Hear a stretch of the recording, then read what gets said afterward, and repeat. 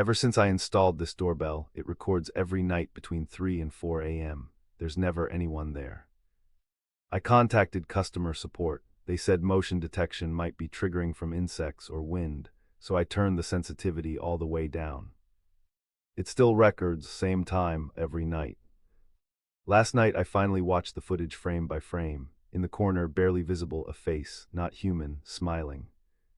This morning, the doorbell's internal storage was wiped clean, but I noticed something else: tiny scratches around the doorframe.